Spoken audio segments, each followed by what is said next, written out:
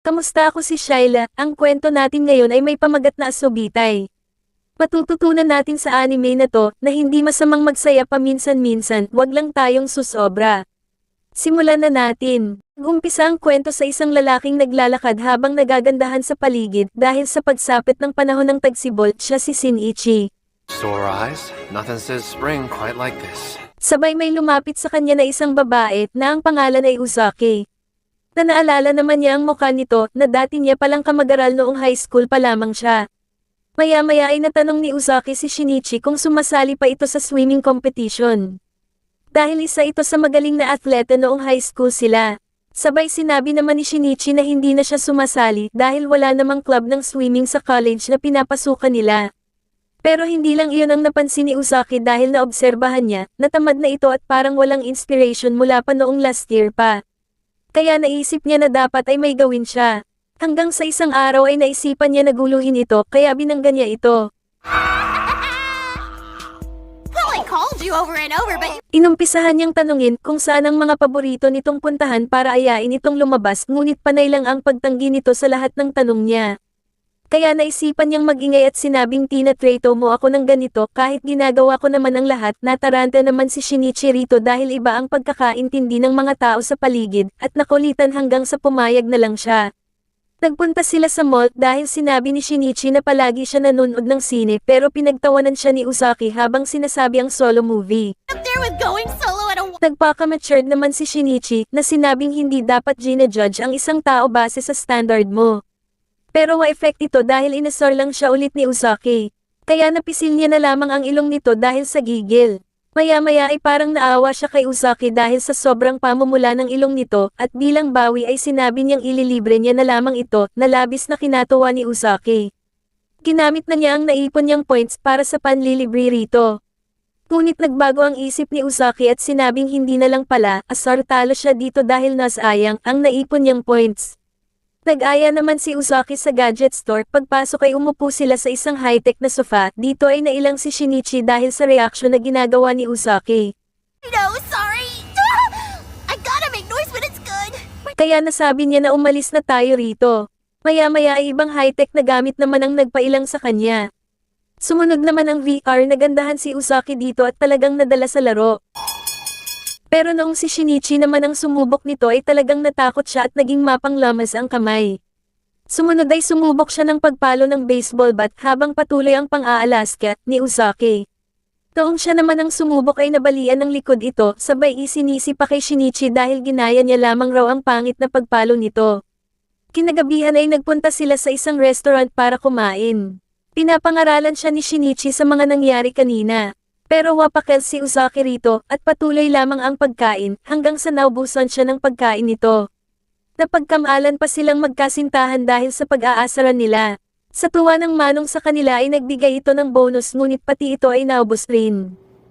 Are you kidding me with this? You ate it all? Sorry, it was Kinabukasan ay patuloy ang panggugulo ni Uzaki sa kanya. Pero naiisip ni Shinichi na hindi naman ito couple dati pero natutuwa siya dahil masayahin na ito. Yeah, next time. Freezing! I'm not kidding. I mean, it even hurts. Sa mga sumunod na araw ay pinakitang nagpa-part-time si Shinichi sa isang coffee shop. Sinasabi ng lolo rito na nag-umpisa raw sa pagpa-part-time si Shinichi last year at mukha lang daw nakakatakot ang mukha nito ngunit mabait at alam nito ang policy ng kanyang coffee shop. Sabay nagtaka siya nang biglang napasigaw sa gulat si Shinichi na kinagulat rin niya dahil ngayon lamang niya narinig na mag-react ito ng ganon. Sabay dating ni Uzaki at napakadaldal nito. Sa isip niya ay mayroon palang kaibigan si Shinichi or pwede ring kaaway. Nagtatalo ang dalawa rito dahil gusto paalisan ni Shinichi si Uzaki dahil nakakagulo raw ito. Sabay nagpaalam si Uzaki sa may-ari ng coffee shop kung pwede siya magtambay rito at pumayag naman ito. Pero napagkamalan siya nitong bata sabay tinawanan ni Shinichi si Uzaki. Shorties like you must get that all the time. Shut up! New subject! Pero na-realize ng manong na hindi ito bata dahil sa laki suso nito. Nagpatuloy ang pagtatalo ng dalawa habang pinagmamasdan ng lolo at sinabing nakakatuwa itong pagmasdan. Kaso nang magseryoso naman si Shinichi sa pagsiserve ay tinawanan lang ito ni Uzaki. Resting thug face was bad, but that voice, so dumb, I can't. Na pati ang lolo ay hindi mapigil ang tawa ng palihim. Kinahapunan ay sabay na silang umuwi, at sinabi ni Usaki na ilibre siya sa susunod ng kape, at nag-promise na hindi na niya ito pagtatawanan. Sabay naisip niya rin na mag-part-time rin kaya siya roon sa coffee shop pero nag-oo lang si Shinichi sabay sabing itigil muna yung kahibangan mo na kinaasar naman ni Usaki. What's your problem? Kinaumagahan ay nakita ni Usaki na nakikipaglaro si Shinichi sa pusang gala, ngunit hindi niya mapigil na hindi ito turuan ng tamang pag-amo sa pusa dahil mali ang ginagawa nito. Tinuruan na nga niya ito at effective nga. Dito ay nalaman ni Shinichi na may 2 alagang pusa sa bahay si Usaki. Sabay may dumaan na bike at nabugaw ang pusa at tumakbo. Nalaman naman ni Usaki na gustong-gusto ni Shinichi mag-alaga ng hayop noong bata pa siya pero ayaw ng parents niya. Kaya naisip ni Usaki na hulihin ang pusang iyon. Kaso nung dinakman niya ito ay natrap siya sa damuhan at hindi siya makaalis rito. Nakita naman ni Shinichi na nakataas na ang palda nito kaya tinapik niya ng folder ito na inakala naman ni Usaki na hinawakan nito ang likuran niya. Nang hatakin ito ni Shinichi ay may napadaan na mga marites at iba ang inaakala nito na ginagawa nila. Hey, wait! No! You got the wrong... Lunch break sa school pero hindi makatingin si Shinichi kay Usaki dahil sa nangyari kanina. Samantalang si Usaki naman ay inasar lamang siya na sinasabing may kasabay siyang ibang kaibigan kaya mananatili ka muna na Mr. Solo ngayon. Pero sinabi ni Shinichi na ayos lang dahil may kasama rin siyang ibang kaibigan na kumain na kinagulat naman ni Usaki.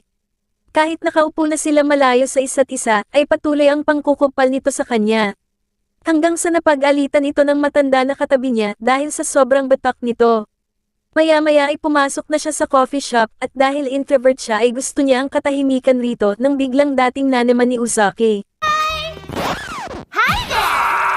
Nang hingi ito ng tulong sa kanya para sa isang report ngunit ayaw ni Shinichi dahil nagtatrabaho siya pero pinayagan ito ng lolo dahil wala pa namang customer. Dito nga ay tinuruan na niya ito kahit strikto magturo si Shinichi ay hindi pa rin makuha ni Usaki ang mga tinuturo niya. Kaya sinabi ni Usaki na sa apartment na lamang ni Shinichi ituloy ang pagtulong niya pero ayaw ito ni Shinichi dahil babae ito na laki suso at naiilang siya. Habang sa malayo ay palihim na natutuwa ang lolo sa kanilang dalawa. Perhaps I should give him a raise. Nagsimula na sa trabaho si Shinichi habang pinagmamasdan siya ng isang babae na sinasabing maganda ang hubog ng katawan ni Shinichi at may paglaway pa nga. Kaso napansin niya na hindi marunong sa babae si Shinichi dahil hindi niya alam kung piniflirt siya ng babae. Nang biglang tawagin ng lolo ang babae sa pangalang Ami. Anak pala ito ng lolo at sinabihan ito na magsimula na sa trabaho. Nang biglang dumating si Usaki na kinagulat niya, naka-vibes nito ang kanyang ama, at nagtaka siya rito kung college na ito dahil mukha itong bata. Napatanong naman siya sa kanyang ama tungkol kay Usaki at marami siyang bagay na nalaman rito. Nilapitan niya ito, at nasabi niya sa isip niya na pambitaw pala ang katawan nito kahit na maliit ito. Maya-maya pa ay nagpakilala na siya rito. Tumapit siya sa kanyang ama, at malalaman natin na iba pala ang trip ng mag-ama, at yun ay ang mag-marites. Sabay nagkabanggaan naman si Usaki at Shinichi rito. Man, that's cold! Crap, you haven't been treating me like a real customer anyway! Just shut up!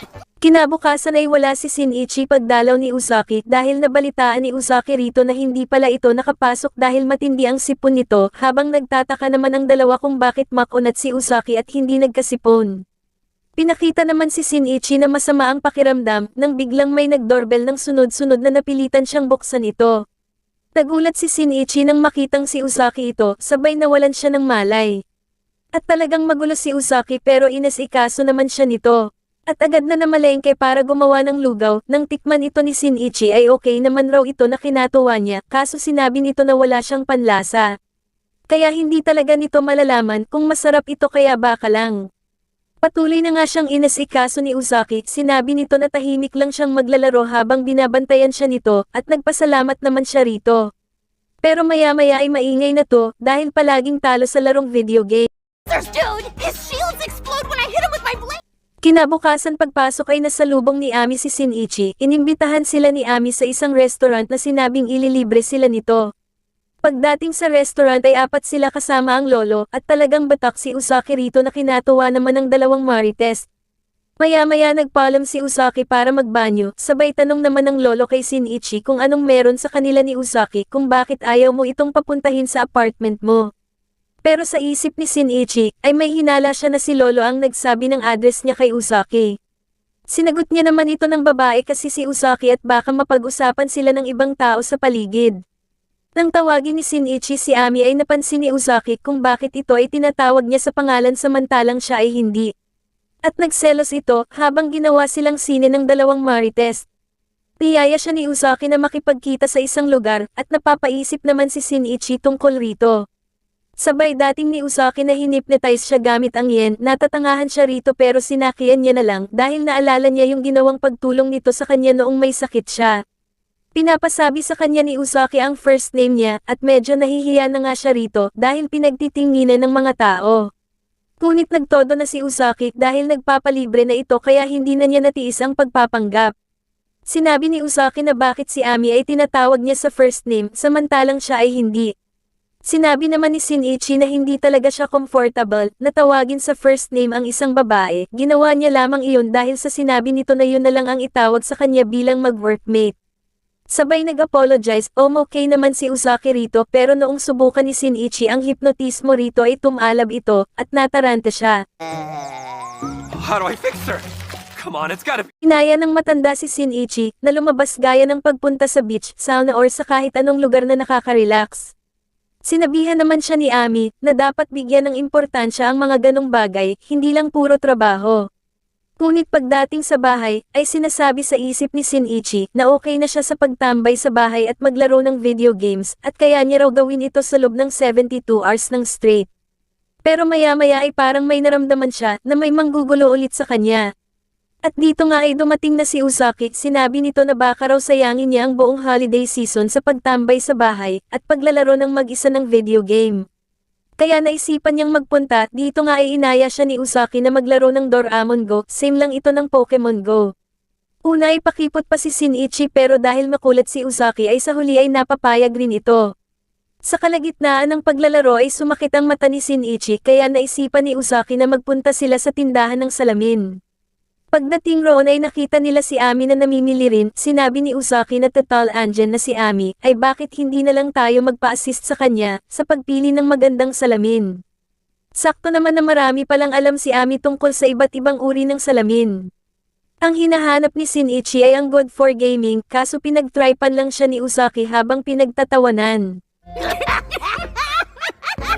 Where did you buy those? They're hilarious! Kung ano-anong pang-asar ang sinabi sa kanya ni Usaki rito. At kahit si Ami na seryoso ay nakisali na rin sa pang-aasar sa kanya.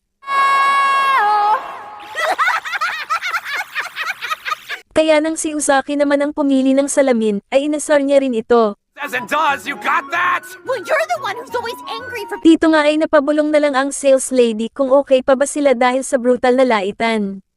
Pag-uwi ay magkasama sila sa loob ng train pero biglang nagkasiksikan rito kaya naipit ni Shinichi ang malaking pakwan ni Usaki. Napapa-flag ceremony si Junjun rito kaya pinipilit niyang mag-imagine ng magandang tanawin para mapigilan ito, ngunit nang maamoy niya ang mabangong buhok nito, ay hindi niya na ito napigil pa. Naubos tuloy ang lakas at naligaw pa si Kupal. Kinahapunan ay hindi niya na alam kung nasaan na siya pero medyo natuwa sana siya nang makitang andaming message ni Usaki. Pero ang sinend lang pala nito ay sticker na asong umiiyak para asarin siya. Kinabukasan ay tinanong ng matanda si Shinichi tungkol sa naging bakasyon nito na 1 linggo. Sinabi ni Shinichi na parang gusto niya ng ma-unconscious dahil sa mga pangyayari, ngunit hindi naman ito maintindihan ng lolo na inakalang consciousness na gaya sa ninja. Naabutan niya si Usaki na parang tinatamad dahil sa walang tigil na pag-ulan kaya niyaya niya ito na gumala next week para mapasaya ito kahit papaano. At naging masaya naman ito dahil bigla itong naging batak. Kinabukasan ay tuloy pa rin ang walang tigil na pag-ulan, maya-maya pa ay dumating si Usaki na basang-basa dahil naabutan ito ng malakas na ulan kaya pinagpalit niya ito ng damit. Magkasama sila nagluto habang nag-uusap tungkol sa mga diskarte sa pagluluto, pagkatapos ay masayang naglaro ng video games. Kinagabihan ay hinatid niya na ito pauwi, sabay nagbilin si Usaki about sa tamang pagkain ng curry, natuwa naman si Shinichi rito, at sinabing sige next time na lang. Sinagot naman ni Usaki na sa halip na next time, bakit hindi mo sabihing bukas na lang?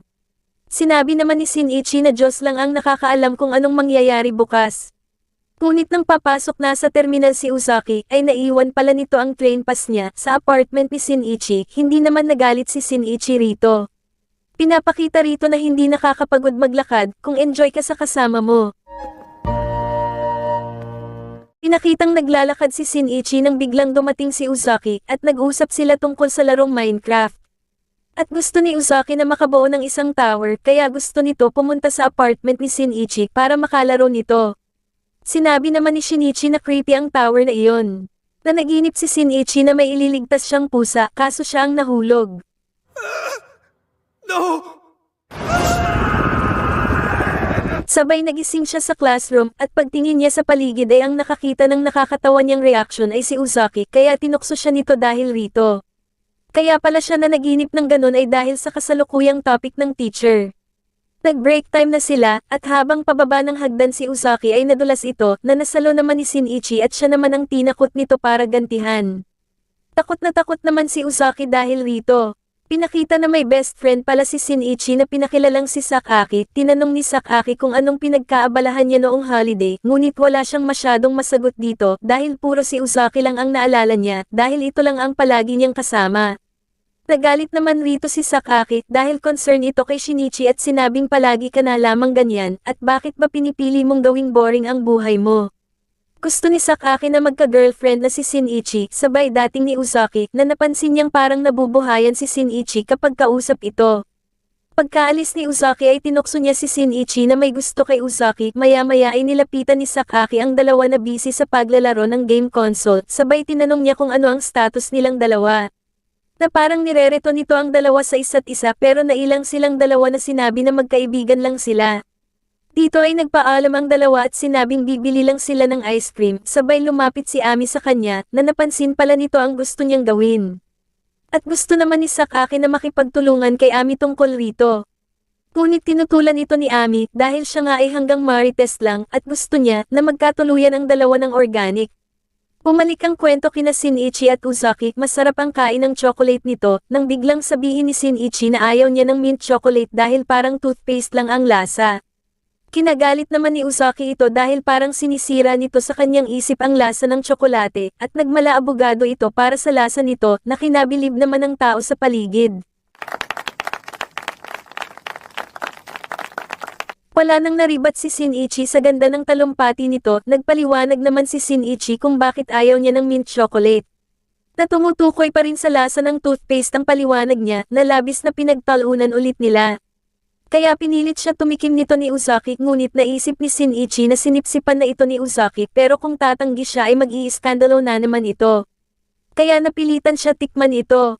Kaso nang tikman ito ni Uzaki ay tsaka lang nito naisip na naghalo ang laway nila dahil rito, nahiya tuloy. Sabay pinakita ang dalawa na nagtatalo pa rin. 1,000 years! Pinakilala si Uzaki na bagong part-timer na makakasama ni Shinichi, ngunit ayaw niya rito dahil maingay ito, at sinabi naman ni Uzaki na kaya siya nag-apply dito ay para makita ang nakasimangot na mukha ni Shinichi, araw-araw. Sagot naman ni Shinichi na parang gusto niya nang lumipat, sabay sinabi ng lolo na turuan na si Uzaki sa pagtatrabaho dito. Ngunit kupal pa rin ito kahit sa gitna ng training at nakipag-partner pa kay Ami para bulihin siya kaya asar talo si Shinichi. Sabay na pag-usapan nila ang tungkol sa nalalapit na summer at sinabi ni Uzaki na gusto niyang magpunta sa beach. At narinig pala ito ni Sakaki na sinabing mukhang masaya ang pinag-uusapan niyo at sinagot nito ang gastos para matuloy sila sa beach. Pagdating sa beach ay napapasana all si Ami sa laki suso ni Uzaki na tinatawag niyang mabisang armas. Nang hanapin nila si Shinichi ay naroon pala ito sa malayo at talagang napakabilis nito lumangoy. Pinayuhan ni Ami si Shinichi kung ano ang dapat gawin para maging responsible na lalaki at sinabing purihin ang swimsuit ni Uzaki at ginawa naman ito ni Shinichi. Pero weirdo ang reaksyon ni Uzaki kahit ang totoo ay nagustuhan niya ang pagpuri ni Shinichi. Nothing at all. Little embarrassed. Maya-maya ay dumating si Sakaki na may dalang melon at baseball bat, pinasubok nito si Shinichi pero nang wala siyang makita ay iba ang nahawakan nito na ang akala niya ay jellyfish. What is this? Na hindi makayang tignan man lang nila Sakaki at Ami. Pag-uwi ay walang kaalam-alam si Shinichi habang si Uzaki naman ay labis na nahihiya. Oh, so that was what I Pinakita ni Sakaki ang kanyang bahay bakasyunen at namangha sila rito dahil high-tech ang mga gamit dito. Kinagabihan ay nagsagawa sila ng barbecuehan para sa kanilang dinner time hanggang sa naisipan nila mag-ghost hunting sa kagubatan. Pero napansin ni Sakaki na ayaw ni Shinichi sa mga nakakatakot na bagay, kaya sinamantala naman ito ni Uzaki, at kinuha ang cellphone niya at nagpahabol ito. Sa isip naman ni Sakaki ay hayaan na muna natin sila mag-solo dahil malay mo dyan pa sila magka-developan. Nag-usap sila Sakaki at Ami tungkol kay Shinichi na sinasabing talagang mabuting kaibigan si Shinichi. Ngunit nang makita nila sila Uzaki ay traumatized na si Shinichi. Maya-maya ay tinulugan ni Shinichi si Uzaki at mag-isa lamang itong naglalaro kaya binalak nitong kilitiin si Shinichi. Kaso niyakap siya nito at inakalang unan ang dibdib niya pero hinayaan niya na lamang ito dahil nakita niyang sobrang sarap ng tulog nito. Kinabukasan ay sinabi ni Shinichi na malambot raw ang unan dito dahil ang sarap ng tulog niya at sinabi naman ni Uzaki na baka body pillow yarn. Habang for the Marites ang dalawa. We missed something extremely important. Sa mga sumunod na araw ay nagulat si Uzaki nang tawagan siya ni Shinichi na sinabing pakiusap puntahan mo ko. Habang papunta si Uzaki ay napapaisip siya sa sinabi ni Shinichi kung ano ang dahilan kung bakit nito nasabi ang ganong bagay. Nang magkita sila ay na-disappoint siya nang gusto lang pala nitong magpasama sa bahay ampunan ng mga pusa kaya pinagsisipan niya ito. Kicking me out! Stop it! Cut it out! That hurts! Nang bumisita sila ay natakot sa mga mata ni Shinichi ang bantay rito, sabay hiniling ni Shinichi kung pwede niya ba hawakan ang mga ito, at pinayagan naman siya. Talagang napakalambing ng pusa rito pero nang matagal na ito nakakandong sa kanya, ay namanhid ang mga binti ni Shinichi. At napansin ito ni Uzaki kaya pinagtripan siya nito. Oh man, I can't believe how fun this is! Na-weirdohan naman dito ang tagapagbantay. Kaya nagmukha silang weird, habang pauwi sila ay nasabi ni Shinichi na dapat ay mag-isa na lang ako pumunta roon, ngunit bago maghiwalay ay pinaalala naman ni Uzaki ang nalalapit niyang kaarawan. Kinabukasan ay napapaisip si Shinichi kung anong ireregalo niya dahil sa tingin niya ay kahit anong ibigay niya ay pagtatawanan lang nito. Pero kabaligtaran naman ang nasa isip ng dalawang Marites. Habang si Shinichi ay nalilito pa rin kaya pinayuhan siya ni Ami na sundin na lamang ang unang papasok sa isip niya. Maya-maya ay biglang tinawagan siya ni Uzaki at sinabing puntahan mo ako. Habang naglalakad ay napapaisip si Shinichi kung ano ang dahilan. Ngunit nag-aaya lang pala ito ng inuman at ginagamit ang salitang birthday niya para magpalibre kaya na-disappoint si Shinichi rito. Nang mag-inuman na sila ay natanong ni Shinichi kung sigurado si Uzaki na gusto niya i-celebrate ang ika-20 kaarawan niya sa isang bahay inuman ngunit talagang buo ang desisyon nito. Dahil first time niya palamang itong gagawin. Nang mag-inuman na sila ay hindi nito nagustuhan ang ladies drink at gumaya kay Shinichi at umorder rin ng beer ngunit napangitan siya sa lasa nito. Pero ang payo ni Shinichi ay sabayan ito ng maalat na pagkain at nasarapan siya rito. Ngunit nagtodo ng order ito para daw maubos ang pera ni Shinichi kaso pinagalitan sila dahil sa hindi makatutuhan ng order. Maya-maya ay napansin ni Shinichi na wala itong kontrol sa pag-inom kaya pinayuhan niya ito na magdahan-dahan ngunit hindi ito nakinig at nagpatuloy pa rin. Habang pag-uwi ay magulo na ito at halatang lasing na. Habang naiirita si Shinichi rito at napaisip nang wala na siyang pera para pasakayin ito pa uwi kaya napilitan na lamang siyang patulugin ito sa apartment na tinutuluyan niya. Hanggang sa apartment ay patuloy ang pagiging makulit nito, naisip ni Shinichi na wala pa itong alam sa horror na hatid ng alcohol lalo na kapag baguhan ka pa lamang. Kinabukasan ay halos mamatay na ito habang sinasabi na hindi na ko iinom dahil sa hangover. Pinapayuhan ito ni Shinichi kung paano matanggal kaagad ang hangover. Kaso sinukahan nito ang futa ni Shinichi kaya tinapon niya na ito. Kinabukasan ay todo hingi ng tawad si Uzaki kay Shinichi ngunit nahihiya si Shinichi dahil naririnig ito ng mga tao sa paligid, akala tuloy extortionist siya at hindi magandang halimbawa. Crap! My phrasing too! Maya-maya ay nagpunta siya sa coffee shop at parang balisa si Shinichi dahil sa pagkapahiya at napansin ito ng mag-ama. Kaya naisip ng matanda na bigyan siya ng tiket sa gaganaping fireworks festival. Sabay bigla siyang pinayuhan ni Ami sa mga bagay na dapat gawin pagkasama si Hana, ngunit nagtataka naman si Shinichi rito kung bakit kailangan niyang gawin iyon. Pero hindi siya makatanggi kay Ami dahil sa nakakatakot ito. Pagsapit ng gabi ay nagsimula na ang festival at naging masaya sila sa mga palaro rito.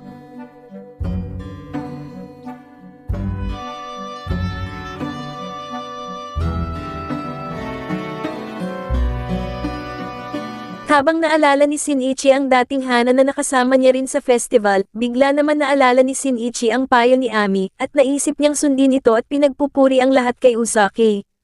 At bigla itong naging hambog, ngunit napansin nito na sobra na ang papuri ni Shinichi, at parang nakakahiya na dahil pinagtitinginan na sila ng mga tao. Kaya nahampa siya nito at knockout si Shinichi. Napanaginipan niya ang nakaraan, noong mahiyain pa si Usaki at ginagabayan niya ito sa pagsasanay. Hindi magaling magpakita ng emosyon si Shinichi pero naipapakita naman niya ito sa gawa. Tumalabas na dati na silang nagkasama sa isang festival na parehong iba pa ang pag-uugali, nang magising si Shinichi ay nakapatong na ang ulo niya sa mga hita ni Usaki. Nagpasalamat si Shinichi dahil na-realize nito na marami siyang naranasang bago, mula nang mamit niya si Usaki last summer. Nang biglang si Usaki ay naging hambog na naman at sabay na nanood ng firework. What a show! You guys are killing. Habang si Shinichi naman ay hindi nakikita ang mukha ni Usaki pero alam niya na masaya ito. Sinabihan ni Usaki na ipapakilala kita sa aking ina, na labis naman ang kaba ni Shinichi rito na ang nagpakalma lang sa kanya ay ang pusa na naroon sa bahay ni Usaki. Pinakita ang nanay ni Usaki na mahilig sa teleserye, nang biglang may nag-doorbell na kinagulat nito. Nakilala ni Shinichi ang ina ni Usaki sa unang pagkakataon. Sa una ay nagalit ito kay Usaki nang malaman na lalaki pala ang kinikwento nito na palagi niya kasama.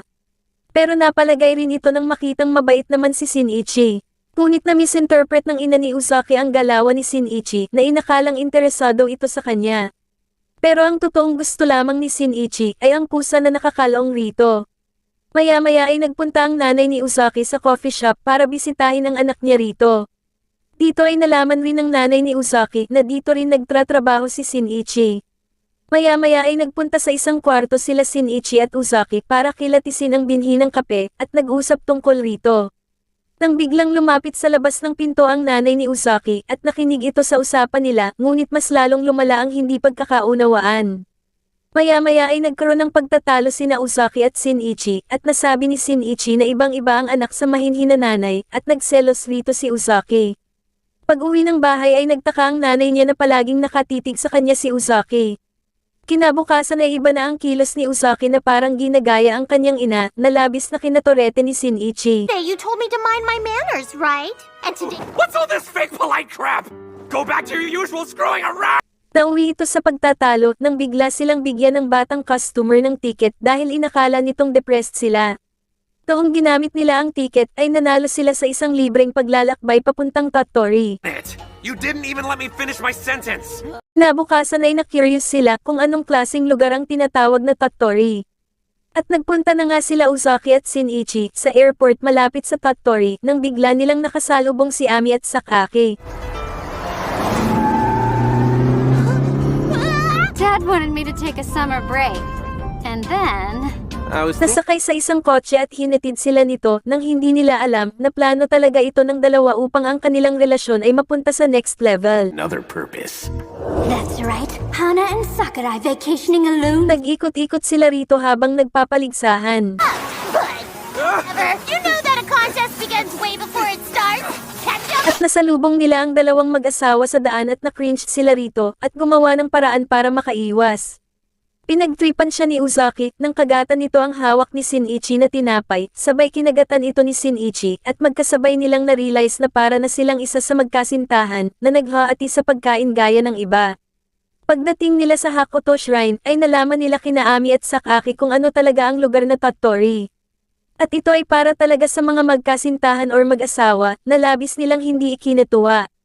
Kahit may ilang sandali na hindi nila nagustuhan ang lugar na to, ay marami pa ring mga bagay na labis na nagpasaya sa kanila sa lugar na Tottori. いたずらな子風が吹いた当たり前じゃない胸の奥二つ鳴り響くノックその裏で本当の Sa mga sumunod na araw ay nagulat na naman si Shinichi nang biglang tumawag si Usaki na sinabing pupunta siya ngayong umaga. Ngunit asar na si Shinichi rito dahil tambak na ang mga gamit nito na hindi nito kinukuha at parang naging bodega na ang kanyang bahay. Hanggang sa pagdating ni Usaki ay nagalit siya rito at nagreklamo. Tinapon naman ito lahat ni Usaki hanggang sa sinabi ni Usaki na gusto niya magluto sa apartment ni Shinichi. Dito ay pinakita na sa coffee shop ang pagluluto ni Shinichi ay isang disaster. Kaya tinawanan siya ni Usaki rito. Nang maglaon, tinuruan ni na Usaki at ang kanyang ina, si Shinichi kung paano magluto ng tinapay. Na-misinterpret na naman ng nanay ni Usaki ang pag-uusap ni na Usaki at Shinichi na inakalang siya ang pinag-uusapan nito at interested sa kanya si Shinichi. Pagkatapos nagpunta ang dalawa sa isang rock climbing gym, nagpaligsahan sila rito. At makikitang malakas talaga si Shinichi habang si Usaki naman ay mabilis mapagod. Maya-maya, sina Usaki at Ami ay nakita si Shinichi sa isang karaoke bar.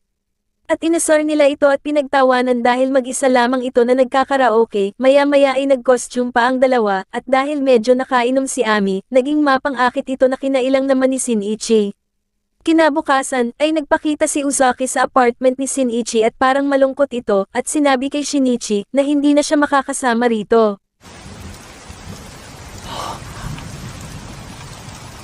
Dito ay binunyag ni Usaki ang dahilan kung bakit hindi na siya makakasama kay Shinichi. At yun ay dahil nakalimutan niya lang palang gawin sa kanyang summer break ang homework niya. Nakinaasar naman ni Shinichi dahil yun lang pala at pinag-alala pa siya na inakala niyang kung ano na ang nangyari. Pagdating sa coffee shop ay pinapakita na kapag masama ang pakiramdam ng matanda ay pansamantalang pumapalit si Ami bilang manager. Habang nasa chiropractic clinic si Shinichi at ang may-ari ng cafe, nagkwentuhan si Ami at Usaki at inalala niya kung paano sila unang nagkakilala ni Shinichi. Me too. What's up, Sakurai? Ngunit tinukso ni Ami na halos parehas na sila magkwento ni Shinichi at dahil rito ay nahiya si Usaki. Kinabukasan ay na-curious si Usaki kung paano malasing si Shinichi kaya naitanong niya ito kay Sakaki at tinuruan naman siya nito kung paano ito malalaman.